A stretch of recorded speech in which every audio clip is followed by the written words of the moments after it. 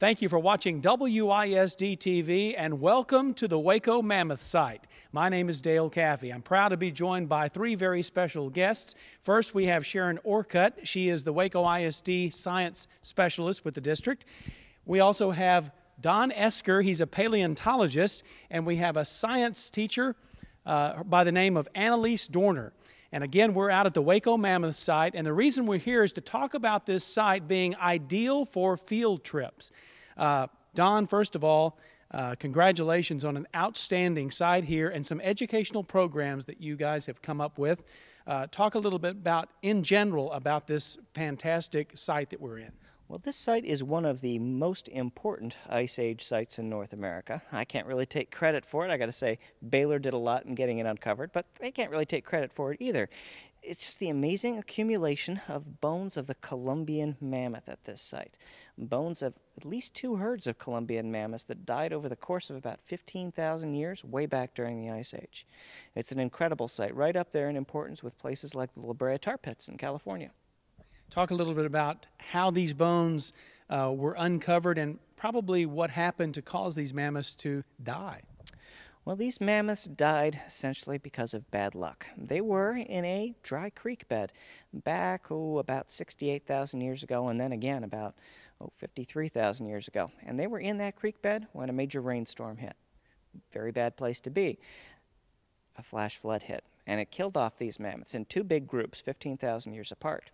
Now, many thousands of years later, out of the Ice Age and into the Disco Age, 1978, Paul Barron and Eddie Bufkin came down here, looking around the property, and found the first bone. They brought it to the attention to the folks at Baylor, and the rest is history. So we've been working on this site, or not we, but you have and other people have been working on this site since, boy, that's a lot of years, back in the 70s. It certainly is. It is a very long-standing excavation. We're kind of on hiatus right now. We're going to get back to it, excavating in 5 to 10 years. But in the meantime, people can come down here and take a look at the place where these mammoths laid down and died and learn about how they lived.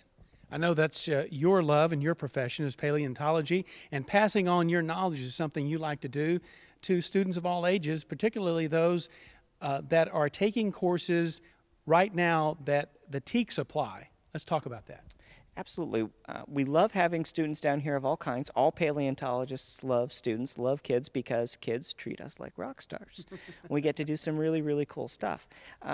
We're looking to cover a whole wide range of science TEKS, particularly biology TEKS, but also some other categories as well. Marine science, for example, falls in there. One of the things that we like to talk about is the ecology of the animals at the site, so that's something that we handle. We do this through a series of educational programs that we're running. We've got 2 up and running right now, and another 2 that will be coming online for the summer. Okay, very good. I'm going to step to your right and talk to Annalise about some of those programs. And I know earlier today you sort of treated us to one of the stops that children will have the opportunity to make on the tour of the Mammoth Site. And we were looking at a lot of fossils. Talk about that site. Are we talking about the picnic area where we went and sifted through some awesome fossil gravel? One of our educational program add-ons that we have here at the site gives students an opportunity to go through some fossil gravel, not from here in Texas, but from Florida and North Carolina. And we can compare and contrast these different types of fossils because they're both from the same time period. And the cool thing about this add-on program is that you get to take fossils home, which is a pretty awesome thing, is that you get to have something that you found yourself. And it's my understanding that the data that the students write down as they find the different fossils will actually be used. Yeah, that data is being compiled to go towards ultimately a scientific paper that really Don here is the one that's responsible for, that will be hopefully published someday, comparing and contrasting these different sites. Wonderful. Let's talk about the dig that you're trying to create for students as they come here. I guess you would call it a mock dig, but talk about what you're trying to create. Hopefully in the very near future, we're going to have a dig box out here. It's slated for March for us to have it out here, and it'll be an opportunity for students to come out and dig like a paleontologist, to uncover remains the same way that scientists do, which I know is exciting for some people. Sounds like some great hands-on activity for those 5th graders. And whatever other grades want to come out here. That would be awesome. We also have a school tour that's usually incorporated into those other programs, which is really applicable to all students of all grade levels, which covers a lot of the normal things we have here at the site, like the bones that you see behind us, as well as the history of the site and a lot of the other creatures that were roaming around out here besides mammoths. Don, back to you, and let's talk about that mock dig site that you're creating. That's something that's probably near and dear to your heart, because then you get to extend your knowledge of paleontology to these students. Absolutely, it is a load of fun. Playing in the dirt is quite a lot of fun, and getting to do it while learning something, I think, is a special treat, because then people can't tell you to stop, really. So. It's a very beautiful walk on the way down to this particular site. Let's talk a little bit about what happens as the students meander around the sidewalk to get down here and actually go past an amphitheater. Well, the amphitheater is a stop on the educational tour that Annalise mentioned. It's a wonderful place for the kids to pause and for us to tell them a little bit about what Texas was like during the Ice Age, during the time that these mammoths were alive. Very, very different from the way it is now. We can also talk a little bit about some of the other animals that lived alongside the mammoths.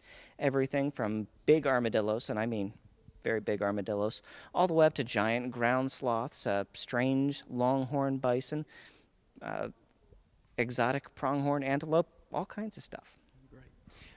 Turn to my left now and talk to Sharon Orcutt, who's out here to take a look, because you came out here to make sure that what they're doing here applies to the TEKS lessons of our grade levels at Waco ISD, and I think you have some great news. I do. This is a fabulous site, and the programs that they have put in place cover our TEKS very, very well, especially our 5th grade, our 8th grade.